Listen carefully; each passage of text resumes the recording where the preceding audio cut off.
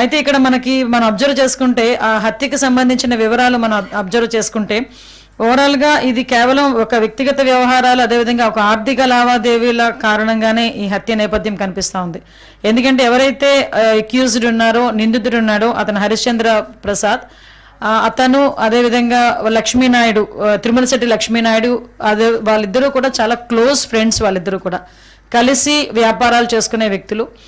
వాళ్ళు ఎప్పటి నుంచో ఒకే అసోసియేషన్లో ఉండే పరిస్థితి. అంటే వాళ్ళిద్దరూ కూడా మంచి స్నేహితులుగా ఉండి వాళ్ళ తాలూకు జీవన విధానాలని ముందుకు సాగిస్తున్న నేపథ్యంలో ఒక ఆర్థిక లావాదేవీ ఏదైతే 2,30,000 రూపాయలు ఏదైతే లక్ష్మీనాయుడికి ఇవ్వాల్సిన అవసరం ఉందో ఆ నేపథ్యంలో, అదేవిధంగా చిన్న చిన్న వ్యక్తిగత కారణాల దృష్ట్యా వాళ్ళిద్దరి మధ్యలో ఒక గొడవ స్టార్ట్ అయింది.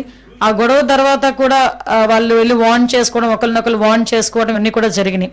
అయితే తర్వాత దీన్ని కొంచెం కక్షపూరితంగా తీసుకున్న అక్యూజ్డ్, నిందితుడు వాళ్ళ మీద ఎలాగైనా కక్ష తీర్చుకోవాలనే ఉద్దేశంతో ఒక ఇంటెన్షనల్ గా వాళ్ళ అన్నదమ్ములతో సైతం ముగ్గురు బైక్ మీద వెళ్తున్న సందర్భంలో వాళ్ళ ముగ్గురిని కూడా హిట్ ఇవ్వడం జరిగింది. అంటే గుద్దడం, అంటే కారుతో గుద్దడం ఒక ఎత్తు అయితే ఆ చంపిన విధానం కూడా చాలా బ్రూటల్ గా చంపిన పరిస్థితి కూడా కనిపించింది.